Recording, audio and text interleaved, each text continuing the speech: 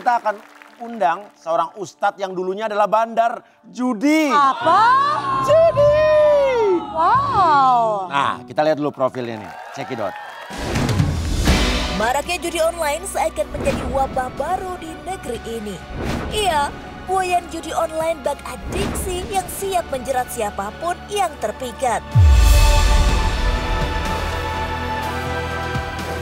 Namun, siapa sangka jika ustadz muda satu ini justru menjadi sosok yang paling lantang bersuara tentang bahaya judi online. Dialah Ustadz Dennis Lim.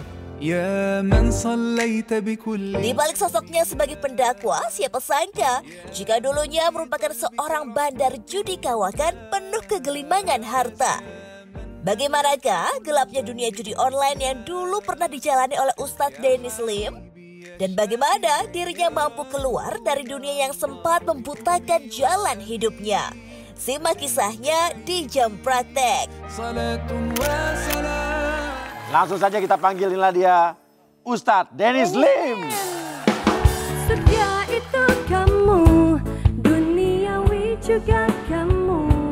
Sumpah mati yang ku mau, cuma sama kamu. Alhamdulillah. Ini apa yang membuat kamu dulu bekerja atau pengen jadi bandar judi itu? Apa kamu judi online apa judi offline nih? Kita punya offline-nya juga, cuman pasarnya lebih gede yang online sih. Oh, pasar lebih gede online. Iya kan, jadi terjangkau kemana-mana. Oke, gimana dulu ceritanya jadi judi di mana nih? Kami berkantor di Kamboja akhirnya, perbatasan Thailand sama Kamboja. Udah rahasia umum lah di Kamboja. Ya, dan di Kamboja tuh banyak bandar-bandar judi yang orang-orang Indonesia kan? Iya, karena sekarang jadi bandar judi itu bisa maklon juga. Wow, Oh, jadi kayak maklon skincare ya? Iya. Dalam arti kata orang pengen jadi bandar datang, mereka sediain alat-alatnya gitu? Webnya sih maksudnya. Jadi kayak misalkan kita tinggal bayar, ada harganya, dibuatin tolong webnya namanya ini, di dalamnya ada permainan apa saja, mau tampilannya seperti apa, warnanya gimana, dia tinggal kalau udah punya orang ya tinggal hire, sewa kantor, bayar internet, beli laptop atau komputer, udah Datangin jalan. karyawan dari Indonesia ke sana kan? Iya, lebih ekonomis soalnya. Iya, karena orang-orang Indonesia dibayarnya lebih murah kan? Lebih murah dan lulusan SD juga kan bisa diajarin. Sebesar apa dulu kasino kamu? Berarti kamu punya kasino dulu ya? Iya, ada. Sebesar apa kasino kamu dulu? Dibilang besarnya sebesar apa kalau dilihat dari omsetnya biasanya bulan. Sebulan. Tuh. Berarti lu belum mendalami Islam lah ya dulu ya? Iya, belum. Apa lu tahu diajak buka judi sana diajak siapa? Keluarga, orang tua? Oh, ada kawan-kawan. Jadi pertama begitu lulus kuliah, kerja. Terus begitu kerja itu ya agak heran ya. Ini omsetnya tuh nggak terlalu besar banget tapi ya survive aja. Jadi kalau ditanya alasannya kenapa dulu ke sana, satu jelas karena lemah iman. Dan dua pengen bahagia dikiranya punya itu semua tuh bahagia. Tapi ternyata orang yang pengen kaya ya alasannya mah satu. Karena belum pernah kaya aja. Ya. Nah itu judi offline ya? Iya offline. Oh judi offline dulu di Indonesia banyak gak? Ada gak? Banyak. Banyak? Banyak sekali. Di daerah mana aja dulu judi offline?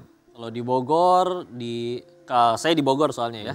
Itu di daerah Sukasari, baik yang dari lurusan dari Surya Kencana sampai belok ke kiri, di Merdeka juga ada. Tapi kan sekarang udah jadi judi online nih kan? Ya semenjak 2007, 2004 tuh ganti Kapolri, akhirnya jadi nggak boleh semua, larilah semua ke online. Pertama 2007. Kalau sekarang tuh jatuhnya yang karena saking mudahnya untuk jadi bandar itu, tinggal dia punya duit, ibarat yang mancing tambah banyak ikan segitu-segitunya. Nah makanya mereka gimana nih? Nurunin harga. Kami dulu untuk menerima player itu punten ya, nggak mau nerima yang kelas yang coro. Jadi akhirnya minimal main tuh bisa di 500.000, sekecil-kecil juga 100.000. Ketika akhirnya yang jadi bandar tambah banyak, akhirnya kan dikecilin. 10.000 juga mereka bisa, iya. Makanya sekarang banyak yang punya rakyat-rakyat duit kecil gitu, pada terjerat judi anak online. SMP jadi kena, Ya, mohon betul. maaf ya juru parkir jadi kena. Masalahnya orang yang punya duit adem 500.000 bisa jadi gajinya 20 juta. Mereka tahu kapan harus berhenti, ini bakal ngeganggu bisnis atau keluarga saya. Kalau orang yang punya cuma 10.000, Ya hilang 10.000 dia gimana caranya bayar balik terus ya kan? mereka narik nih, dapat 100.000. Dia tahu cukup 50.000 untuk makan hanya cukup 50.000 udah cukup. 50.000 ini antara dia jajan habis nggak jelas atau peluang dapat jadi entah 2 juta, 3 juta, 5 juta. Akhirnya mereka ya udah. Sampai akhirnya ada yang mereka alokasikan udah pokoknya sehari misalkan narik tahu dapat 100.000, saya tahu makan cukup 50.000, 50.000-nya yuk setiap hari kita aduin siapa tahu jadi 2 juta, siapa tahu jadi 3 juta. Tapi kebanyakan Amsyong ya. Ya, Berharap menang kan. kebanyakan rusak. Gimana caranya supaya kan judi online ini pada buka di Kamboja, sasarannya masyarakat kecil di Indonesia nih yang pada jadi akhirnya bangkrut, rugi gitu kan ya. Gimana caranya supaya judi online yang di Kamboja itu di sini tidak bisa diakses atau Nah blokir di sini? ya, itu gimana? Lo kan tahu sistemnya pas ini. Kan Cina bisa ngelakuin itu, makanya mereka nggak bisa dibuka, sampai Google nggak bisa dibuka sama sekali, tapi mereka bikin itu. WhatsApp nggak bisa dibuka sama sekali, mereka bikin Weixin. Iya. Jadi kan sebetulnya kan bisa kalau mau. Ibarat masalah lagi, saya pernah ada yang nanya kayak gini juga. Kok kenapa nggak menutup semua judi online se-Indonesia? Dikiranya saya bandar seplanet bumian kali ya, dikiranya. Akhirnya ya udah saya bilang, saya udah tutup semua keran saya. Masalahnya kalau saya nutup keran yang ada di rumah orang lain gimana caranya? Kalau mau ya PAM-nya lah. Nah saya gimana akses ke PAM-nya? Bener gak sih dulu ayah kamu juga punya bisnis judi? Iya itu juga benar. Memang ya orang Tionghoa zaman dulu ya. Karena pilihannya kan gak banyak. Dulu kan ya punten orang Tionghoa gak bisa sekolah setinggi yang lain-lain gitu. Jadi antara ya kalau dia bener dia jualan atau ya akhirnya ada yang buka usaha kayak gitu. Jadi sempat yang tadi saya cerita tentang trik jadi kayak tadi penggerbegan itu nggak melulu memang waktunya meriksa emang tapi bisa diatur di konteks itu ya trik papi saya dulu kalau kerja sama-sama oknum aparat. Iya, iya. Iya. Jadi ya betul dulunya kayak gitu. Walaupun berhenti akhirnya alhamdulillah. Ada titik di mana itu beliau memang sakit.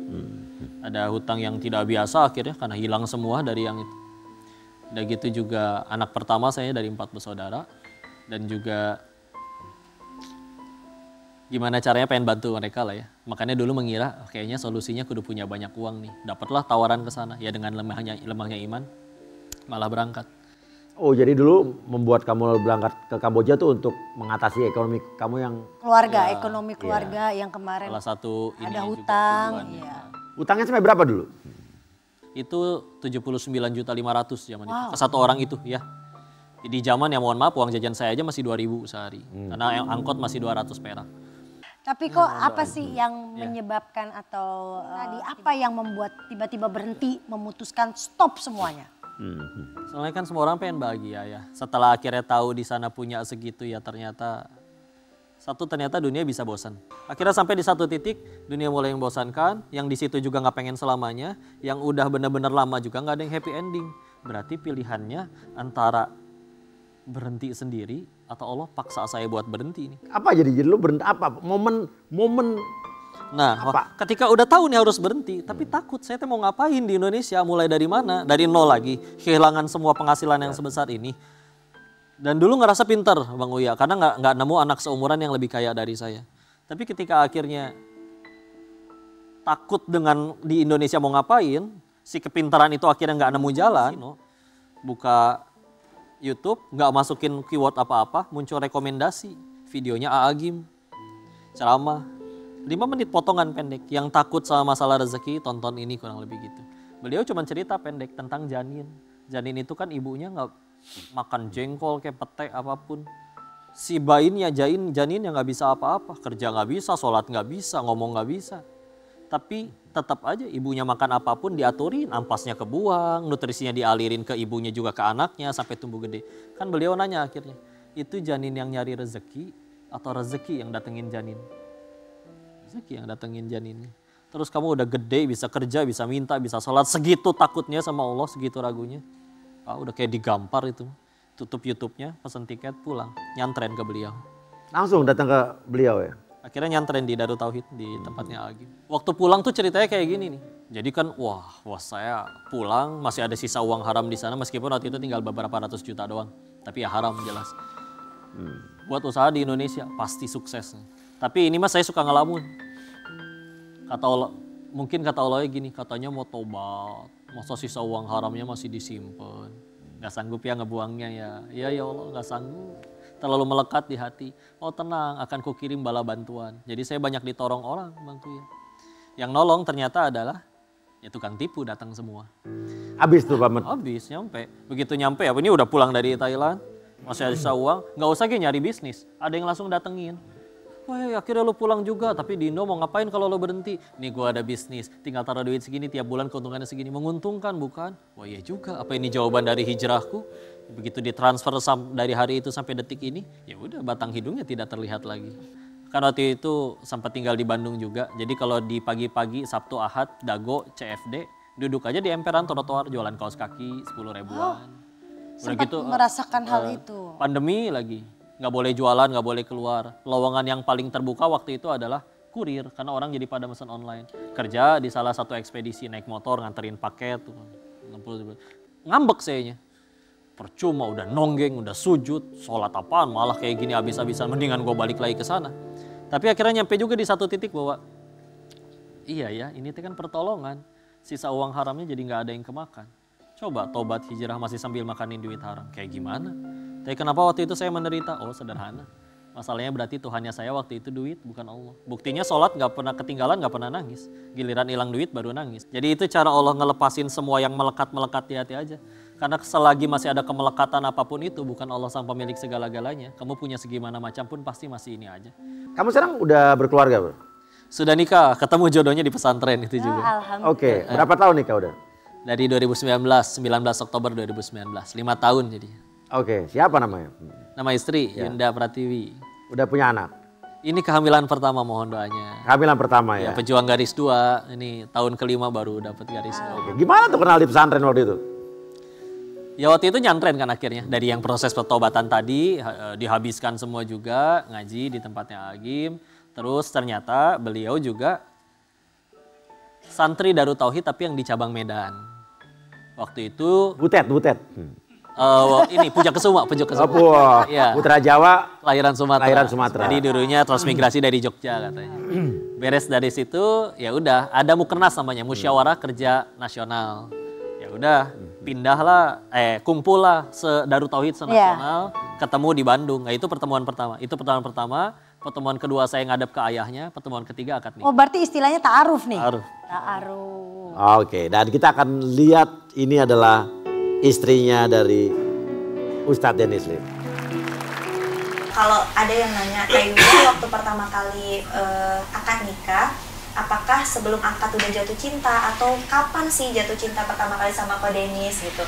Pertama kali aku jatuh cinta sama beliau begitu kalimat sah itu terucap, aku jatuh cinta pada saat itu. Yang kedua, setelah 1 hari menjadi istri beliau dan selama hampir 5 tahun ini jadi istri beliau, aku sayang dia karena Allah kayak gitu. Beban gak sih punya suami seorang ustadz? Ya beban lah, itu bukan ditanya lagi.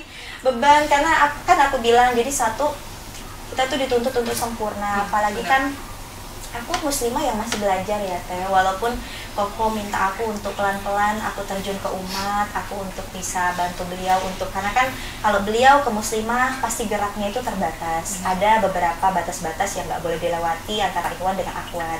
Akhirnya beliau minta aku untuk jadi perantara itu, misalnya aku ngajar tahsin kah, atau aku ngajar tauhid kah, atau apa gitu, jadi perantara antara muslimah dengan muslimah. Jadi kayak aku dituntut untuk selalu belajar, aku dituntut untuk selalu sempurna, bahkan aku dituntut untuk lebih dewasa daripada usiaku, kayak gitu. Itu sih tantangannya. Oh iya. Apa yang kamu suka dari istri kamu? Saya tuh kalau ingat istri, saya suka bilang gini, mudah-mudahan ini pertanda tobat saya diterima ya. Kita tobat ya, tapi kan nggak pernah dapat SMS selama tobat Anda telah diterima. Iya kan, nggak pernah dapat kan? Betul. Iya kan, Iya. nggak pernah tahu, jadi nggak pernah benar-benar tahu gitu. Dan pertama kali ngelihat, saya nggak bisa milih terlahir seperti kayak gimana.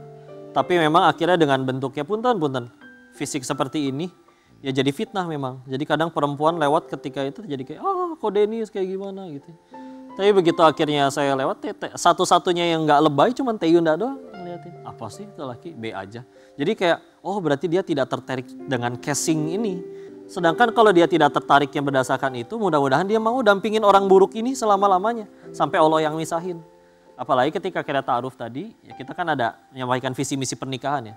Itu sampai perkataannya semua sama. Tujuannya untuk sakinah, mawaddah, aroma, ad-dakwah, pengen sama-sama dakwah. Saya nyari yang pengen taat istrinya. Dianya berkata hanya ingin nurut kepada suaminya. Jadi kayak, ya sudah nyambung. Tapi gimana nih kok ceritanya bisa menjadi ustadz seperti sekarang? Apa karena dari pencarian diri awalnya? Nggak pernah nyebut diri ustadz sebetulnya ya. Anggaplah ada orang yang memanggil. Satu, memang ketika ada guru, salah almarhum guru ada yang meminta. Ya. Dan akhirnya ya udah berharap tadi ketika orang lain mungkin di luar berdakwah beneran jadi ustadz, mereka ngarep pahala dari Allah. Kalau saya mah diizinin untuk gugurin dosa-dosa yang lama aja udah alhamdulillah banget. Mohon doanya aja. Nah kamu kan cara ngomongnya kayak Ajim nih. Intonasinya gitu. Itu gimana tuh? Emang kamu pengen kayak dia apa gimana? Guru kami banyak, tapi dari sekian banyak guru memang ya yang benar-benar belajar langsung bertemu memang satu dengan beliau. Masalah cara bicara ya masalahnya saya lahir di Bogor. Terus kuliah dan nyantren di Bandung. Atau pugu jadi Sunda we logat. Nah, tapi dari penekanan kata itu kamu mirip sekali sama Agim gitu. Ya, Gak mungkin kan waktu kamu di Kamboja kamu ngajak judi, ayo semua judi gitu kan. Ayo kan gak mungkin begini. Pasti ini pas baru udah jadi ustadz ya kan. Ayo semua pasang yang banyak. Ayo sekarang dikocok kartunya gitu kan, gak mungkin. Baru dikocok. Iya. Gak mungkin. Tahu ya, Ini ya, pasti baru sekarang nih pas setelah di pesantren, bener kan? Saya ngelihat bahwa cara nyampein memang ngaruh ke yang ngedenger. Ya benar. Sedangkan saya pribadi ya atas izin Allah hatinya terbolak-balik juga dengan cara penyampaian beliau. Maka akhirnya mungkin secara nggak sadar, meskipun materi banyak ya dari kitab yang kita baca, tapi dengan akhirnya kesamaan logat, pertemuan langsung, belajar langsung, ya ke bawah kali jadi kayak begitu. Oke. Untuk istri tercinta yang lagi mengandung nih sekarang, apa yang disampaikan kok? Ya saya Masya Allah, Alhamdulillah. Terima kasih udah mau bersabar ngadepin Buya dengan segala macam keburukannya. Buya tahu ada sekian banyak orang yang rela mati demi bisa membahagiakan Buya. Tapi akhirnya atas nama syariat Buya ikut sama Buya. Jauh-jauh merantau meninggalkan rumahnya, keluarganya. Hanya untuk dampingin pria baru dikenal yang penuh dosa dan keburukan ini. Maka kau juga gak bisa balas apa-apa. Mudah-mudahan dengan sabarnya Buya ngadepin Buya, Allah berikan balasan sebaik-baiknya surga. Dan Buya cuma bisa jawab satu hal aja nanti kalau ditanya Allah. Buya bersaksi, Buya udah menjadi istri yang terbaik untuk Buya. Terima kasih banyak saya. Nah sekarang terakhir coba kamu tausiah. Nasihatin orang-orang yang masih main judi online sama termasuk bandar-bandar judi online. Termasuk oknum-oknum, mau pemerintah mau apa yang pada masih ngelindungin nge-backup judi online. Nasihatin tuh. Ya. Bismillahirrahmanirrahim. La haula wala quwata illa billah. Alhamdulillahirabbil alamin. Buat 3 orang berarti ya, buat yang masih main. Yuk, pilihannya cuma 2. Berhenti sendiri atau Allah paksa buat berhenti. Anggaplah kalau misalkan ternyata kalah itu pertolongan. 1 jadi bisa berhenti, 2 lumayan gugurin dosa. Demi Allah bakal jauh lebih ribet hidupmu nanti. Kalau menang, mati dalam keadaan menang judi itu jauh lebih repot. Daripada mati dalam keadaan kalah judi, tapi jadi sujud ke hadapan Allah. Kita tenang aja, saya, kamu, semua yang nonton dilarang mati sebelum semua rezeki yang Allah janjiin waktu kita di rahim ibu kita, itu kalau belum diterima semua, nggak mungkin mati. Bismillah. Berhenti, lurut sama Allah, pasti Allah sediain rezekinya. Buat yang masih jadi bandar, udah ngerasain kan terima duit segitu banyak, gimana? Udah bahagia belum? Atau malah tambah banyak pengennya? Atau malah akhirnya malah jadi pusing dengan segala macam ulah yang dibuat sendiri? Dulu nggak punya duit, nggak berani selingkuh, punya simpenan. Sekarang malah punya. Nyobain narkoba, nyobain macam-macam. Tambah seneng. Kalau malah tambah ribet udah mau sampai kapan? Suka tidak suka, cepat atau lambat kita itu butuh Allah. Kita pasti nyari Allah. Tapi pilihannya 2. Mau datang ke Allahnya dengan sukarela, apa harus diseret dulu? Masa harus kena masalah dulu baru nyari Allah? Buat yang masih ngelindungin, hey, kalian tuh punya otoritas bukan karena kalian jago kampanyenya atau hebat dalam nyari jabatan. Lagi dititipin aja sama Allah. Dan demi Allah kalian meninggal tuh gak akan ditanya jabatannya apa. Betul. Tapi bakal ditanyanya jabatannya kamu pakai buat apa. Dikiranya bakal hidup selamanya apa. Mau ditutupin kayak gimana juga bukan karena kamu jago bohong. Allah aja masih nutupin kamu, nungguin kamu tobat. Udah, kembali ke Allah. Datang dengan sukarela apa harus diseret dulu. Bismillah ya. Oke. Hidayah memang tak mengenal waktu dan orang. Namun nyatanya hidayah bukan untuk dinanti, namun harus dijemput. Dan seburuk-buruknya manusia, pasti ada kalanya menemukan titik terangnya. Dan sebaik-baiknya manusia adalah manusia yang menerangi orang lain. Terima kasih. Terima kasih. Ya, makasih. Ya, dan ketemu lagi di Jam Praktek. Aku